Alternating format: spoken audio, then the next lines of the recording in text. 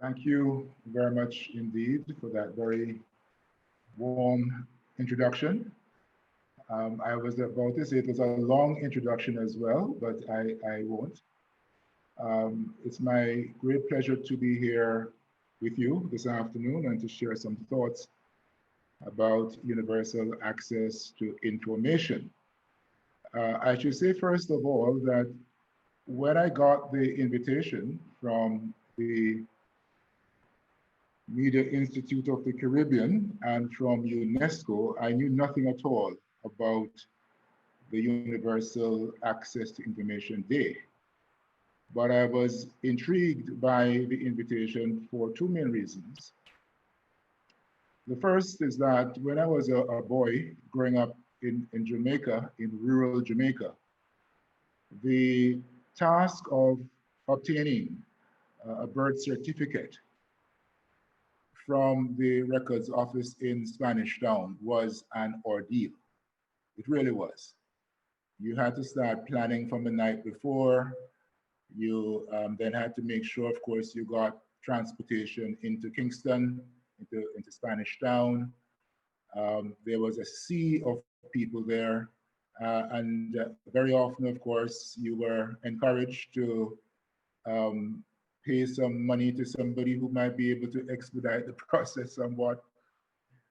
And then very often you would stay until the end of the day and not get what you went for. So you had, of course, to go back again on another occasion. It was really, as I said, an ordeal. And therefore, the idea of easier access to information is something which, of course, accords very happily with me.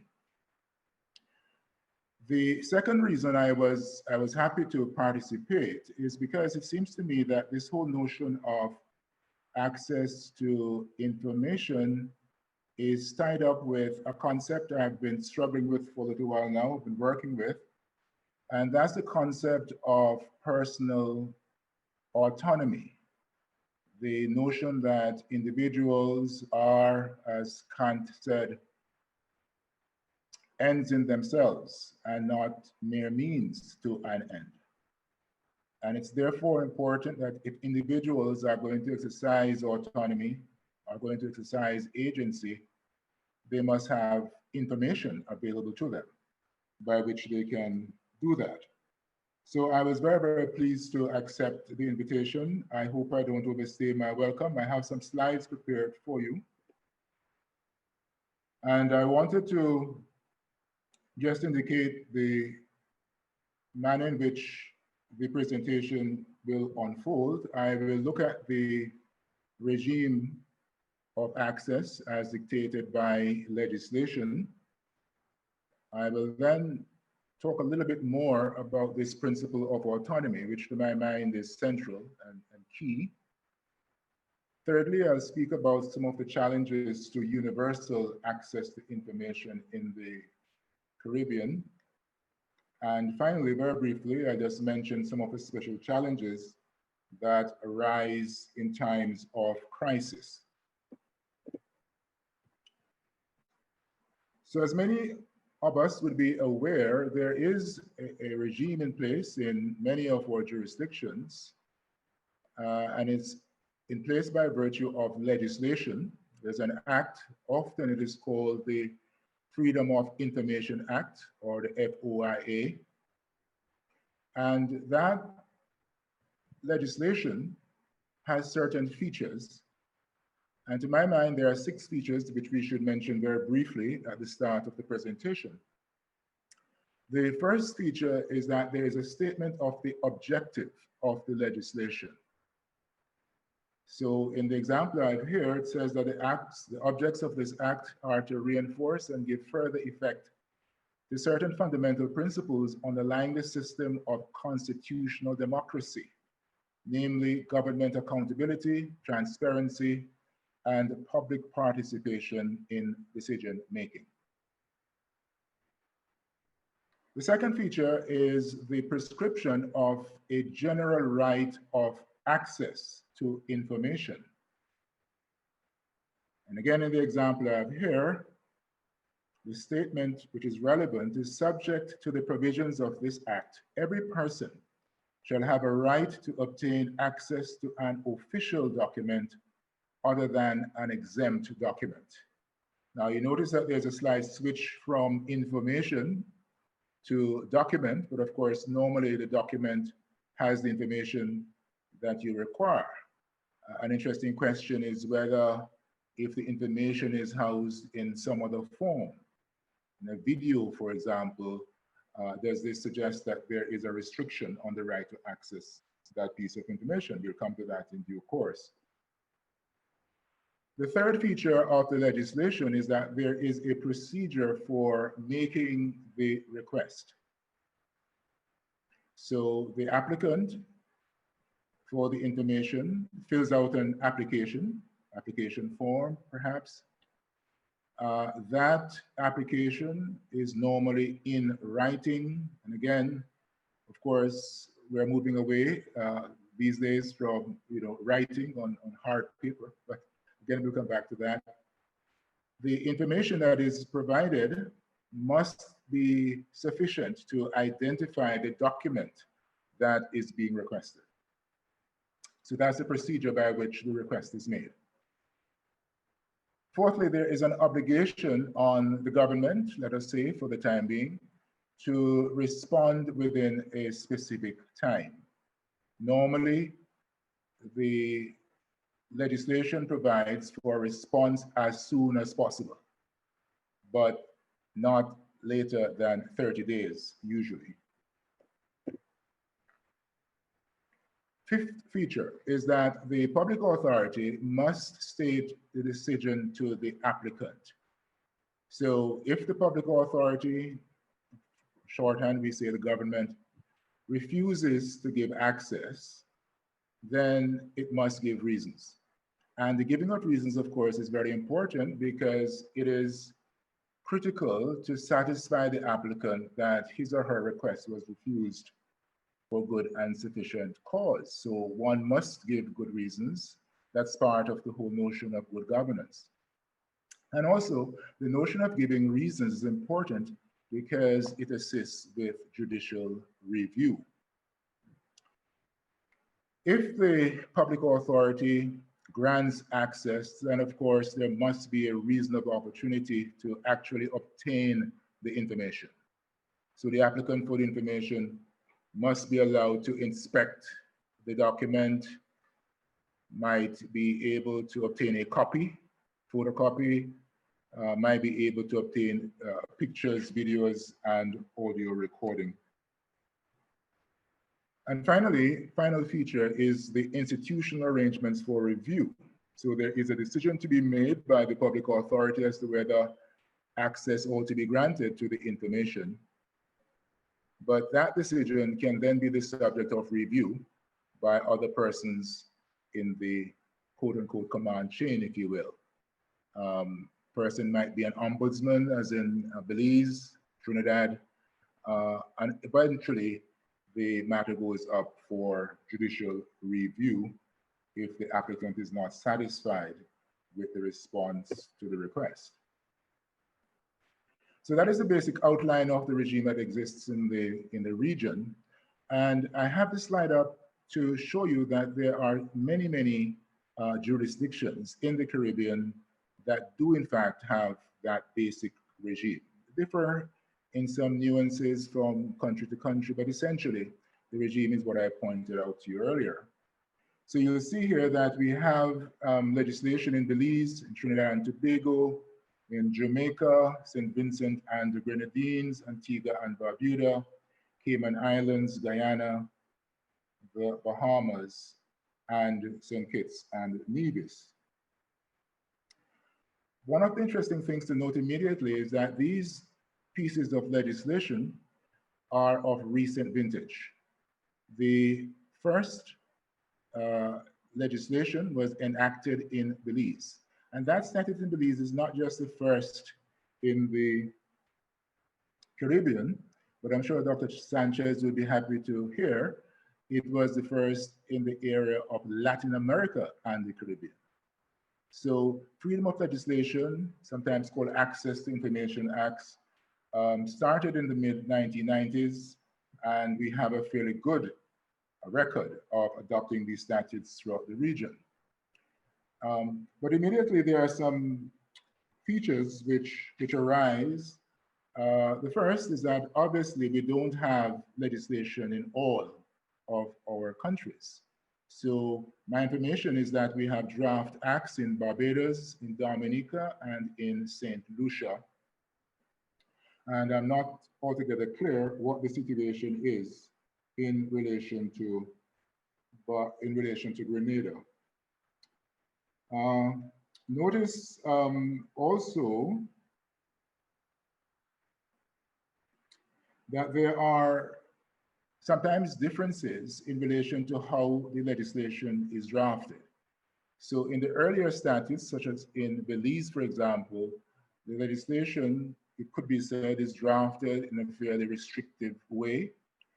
The application must be made in writing, for example, whereas in later statutes, such as in Jamaica, the application can be made in writing, or it can be made over the telephone, or by other electronic means. So there are some differences in the legislation. And again, even though we have them all listed on the screen there, the fact is that they're not all equally effective. For example, the legislation in Trinidad and Tobago, where I'm now located, is very actively used. There are many, many applications, but that's in, for example, the Bahamas. Even though it has been passed, it has not yet been brought into force. So there are lots of differences between the various pieces of legislation and between and among the various jurisdictions. Just to underscore the point about the prevalence of activity under the Act in Trinidad, I have a couple of screens here which show you some of the cases decided under the FOIA of Trinidad and Tobago. Ridgelal against the Commissioner of Police, I may say something about that a little later. Number 12, Balroop against Public Service Commission, 2005.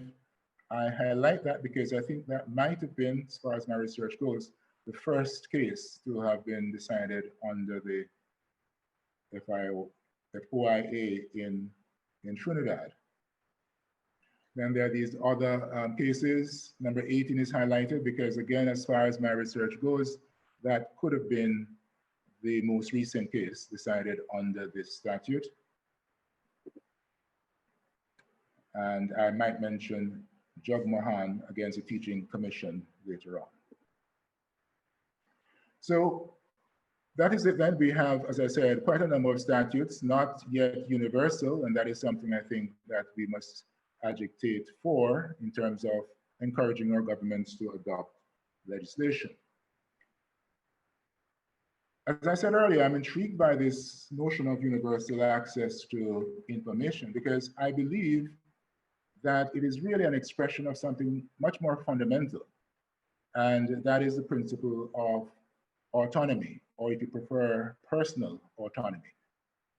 And that notion of autonomy, of self-governance, of agency for the individual goes back to ancient times.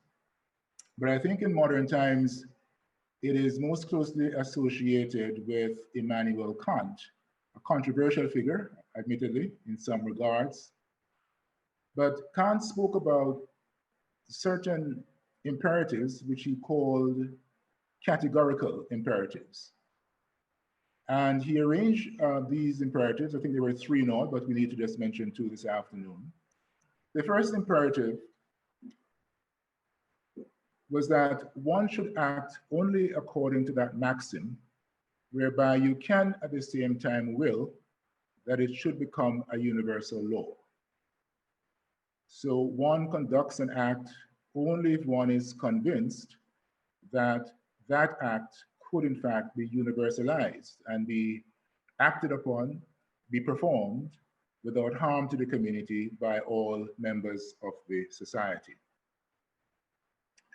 The second maxim was to act in such a way that you treat humanity, whether in your own person or in the person of any other, never merely as a means to an end, but always at the same time as an end. And the idea here is that, as it said in the good book, in effect, do unto others as you would like them to do unto you. Do not treat people as mere means to an end. So if the plumber comes to your house to fix the faucet, and for some reason you try to wiggle out of paying for the service, or if the mechanic fixes your car and for some reason you try to wiggle out of paying for that service, the suggestion is that you're using those persons simply as means towards your end. And Kant's categorical imperative is that we should do that. We should always treat people not merely as a means to an end, but as ends in and of themselves. And this means, I think, that he's suggesting that the human person is worthy of dignity, is worthy of respect, and is worthy of regard. Now, I believe that his philosophy had a very important impact on the revolutions which took place in Europe and in the United States in the 18th century. And if you read the Declaration of Independence of the United States, speaking about the right of the individual to life, liberty, and the pursuit of happiness, and if you read the Constitution, if you read the Declaration of the Rights of Man and of the Citizen, 1789 of France, and the first Haitian Constitution, and in Haiti as well, the Constitution speaks about as well the right to life, liberty, and the pursuit of happiness. Also, of course, give me liberty or give me death. The whole notion here, to my mind, is underpinning the concept that human beings are worthy of dignity, worthy of self-governance. I also believe that modern human rights developments underscore this fundamental point. So if we look, for example, at the United Nations Universal Declaration of Human Rights, 1948, and the European Convention on Human Rights, 1950, the European Convention simply enforced, made applicable many of the principles in the Universal Declaration of Human Rights. In our own constitutions in the Caribbean, based on the Westminster model, there is a Bill of Rights, and that Bill of Rights tends to reflect a lot of what is in the European Convention of Human Rights 1950. And of course, some of us have a Charter of Rights and Freedoms. To my mind, this notion of autonomy is at the root of access to private information. Now, access to private information is not governed by the FOIA I mentioned earlier, not required by law, but very often it is the linchpin of transactions which take place between members of the society. So in the medical field, for example, we're all familiar with the requirement for informed consent. That is to say that the doctor must give the patient all the information that is relevant, and the patient then makes a decision about whether to accept treatment or not. So the patient really can refuse treatment even if that results in death. And the reason for that is that the patient has bodily integrity, has autonomy, and must obviously make these critical decisions for himself or herself. The notion of informed consent, of course, transcends just the medical field. We are doing a case, we meaning the CCJ, are monitoring a case from Belize, in which a decision was given to respect the rights of the Mayan people to live on their traditional lands. These lands are to remain undisturbed by commercial developers, except when these commercial developers come to the Mayan people and obtain their permission to engage in some degree of development. But that permission is based on prior informed consent of the Mayan people. So the developer must give all the relevant information so that the Mayan people can in fact make informed decisions as to whether to allow development. But I think nowhere is this notion of access to private information more vividly illustrated than in relation to technology and the provision of services to the individual. There is a beautiful story of this gentleman, I think his name was Richard Barton, the founder of Expedia. He makes the point that he, in his job, was concerned about traveling from place to place and so on. So he called up his travel agent and indicate that he wanted to travel from A to B, stopping at D. And he'd have the phone to his ear and he'd listen to the travel agent on the keyboard trying to put him in touch with the best flights, the best hotels, and so on. And he had the idea that it would be so wonderful if he could remove the middle person from the consumer of the service and the provider of the service. And therefore he created the Expedia model, which of course was and is very highly successful. He makes the point that in this day and age, barriers between technology and the providers of services are just completely unsustainable in the age in which we live. So today, of course, you can, well, not right now, but when we don't have the restrictions imposed by COVID, you can, of course, go and choose your aircraft, the kind of equipment you wish to fly on. You can choose the seat in which you want to sit. You want a window seat or a middle seat. When you get to where you're going and you land, you can choose your Uber. The information there is empowering because it allows the individual to make choices based on their desires.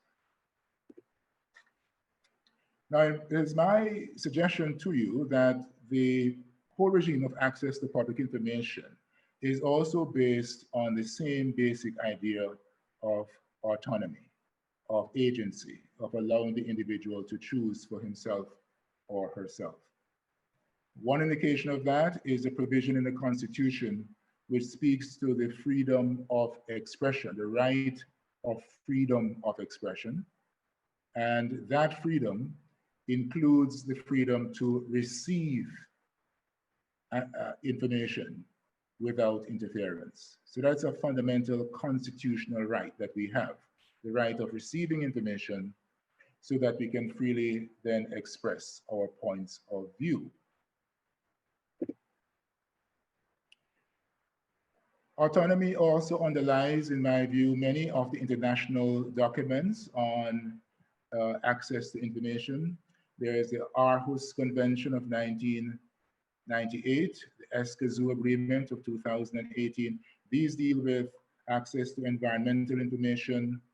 There is a convention in Europe, the Council of Europe Convention on Access to Official Documents, adopted 2018, entered into force January this year. And if you look at the survey done by Mauve McDonough, when the person there writes about right information in international human rights law, you will see clearly that the view is that all of these international legal instruments are based on fundamental right to expression, right to privacy, right to fair hearing, and so on. In our jurisdictions as well, in one of the cases I listed earlier, I don't have time to read the actual quotation, but you'll see that Justice Gobin there spoke about the legislature in our jurisdictions giving right of access to information, and empowering ordinary citizens. So, what are the challenges then to universal access to information? What are the challenges that impinge upon the ability to enjoy the requirements of agency, the requirements of autonomy? The first couple of points I've already made, and that is that in some jurisdictions, the FOIA is not very effective, very active. Maybe because there is no statute. It may be because there are just draft bills at the moment. It may be because the statute has been passed but not yet brought into force. It may be because of some other systemic issue. But the fact is that not all of our jurisdictions are enjoying the benefit of universal access as prescribed by legislation. Second point I've already made as well, there is sometimes inconsistency in the use of modern concepts. Not all of the legislation employ the most up-to-date concepts which are critical to the right to access information. The issue of model legislation is something that perhaps could be discussed. Thirdly, then, the question of public information and how do we define public information? And that can be problematic because public information in the legislation is normally defined as information held by public authorities. And then public authorities are defined basically as the government, including central and local government where it exists, statutory bodies, government companies, companies in which government owns the decisive influence, 51% shareholders, etc. But the fact of the matter is that there are many instances where the services provided by an entity are critical to the well-being of the members of the society. So that even though the entity is a private sector entity, it would be useful if that entity was subject to the rigors and the demands of the FOIA. I loved how it was put in one study. It was said that for most citizens, it does not matter whether the government is responsible for their electricity supply or a private entity. What is of concern is that it is accessible, consistent, and affordable. So the point then is that we have to, as media practitioners, have a look at our situation. Is there an entity providing an essential service to the public? And if it is, and particularly if it is enjoying a monopoly, it seems to me that that entity ought to come under the purview of the FOIA. There is a provision in the legislation, you'll be happy to hear, which allows the relevant minister to extend the reach of the legislation to include entities other than those in government. But that procedure is subject to the affirmative vote in Parliament. It must be approved by an affirmative resolution, and therefore the extension will require advocacy and argument by those who are interested in that. Next issue has to do with records management. This is a major problem. In the old days, of course, when I was going into Spanish Town to collect my birth certificate, the records management procedure was abysmal. It was terrible because, you know, there was no proper record keeping. I was reliably informed afterwards. Obsolete files, dormant files would be shelved with current files. There was no institutionalized system modern system of record keeping. Now, with the passage of the FOIA, or Access to Information Acts, that has been dealt with significantly because public authorities have been required to institute effective records management procedures. So that is in place. However, the critical question then is there the ongoing training? You know, is there the ongoing capacity strengthening that is needed to support the regime of records management? Another difficulty, another challenge has to do with exempt documents. And there is a very, very long list of exempt documents. I'm not going to go into this because I'm very sure somebody will mention this later in the panel discussion. But the fact of the matter is that if you were to look at the list of documents, you get very concerned about if there are any other documents left which must be disclosed.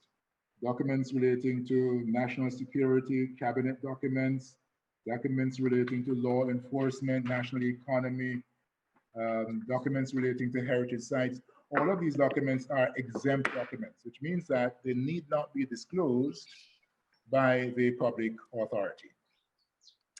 Now, to my mind, that is a very, very difficult area and one which must be looked at very, very closely. There is a provision in the statute usually that where the minister gives a certificate that the document is exempt, then that makes for conclusive evidence that the document is in fact exempt. Now, there are, as I said, difficulty because the list is so very long. Note, however, that there is a case from the United Kingdom.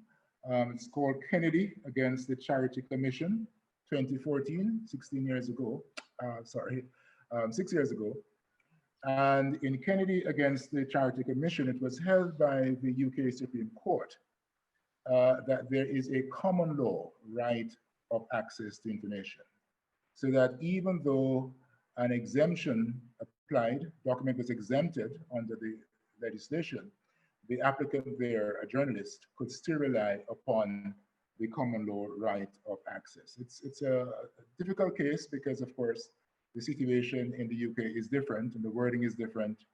The European Convention is also relevant there, but it's nonetheless, I think, important for us to have a look at to see the extent to which there can be a common law right of access. And the other point to make is that in at least one country, Trinidad and Tobago, the exemption is not absolute.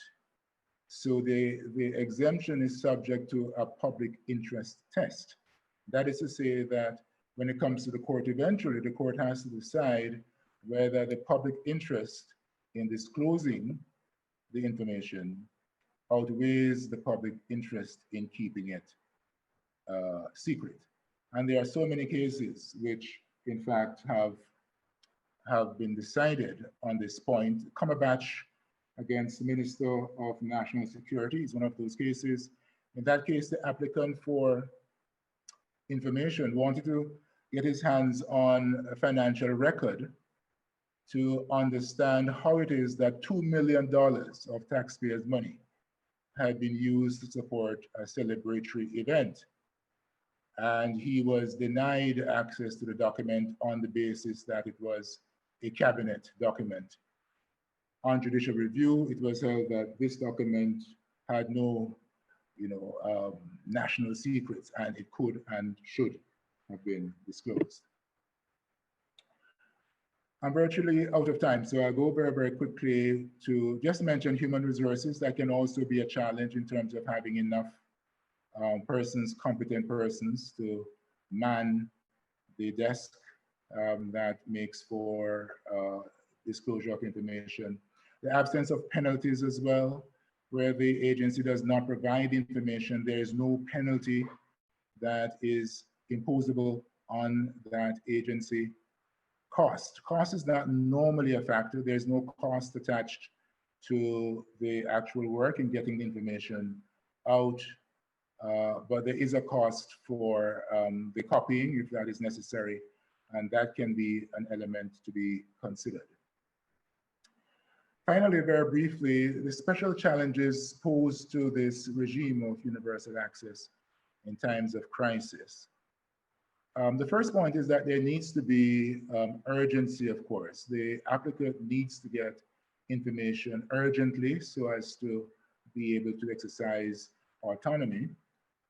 But the problem is that certainly in the event of COVID, the public sector employees can't go into the office to generate the information if they need to go into the office. They can't go there to consult their files, etc. So what has happened in some jurisdictions, for example, in the United Kingdom, is that there's legislation which really pushes back the time period within which the public authority must make disclosure.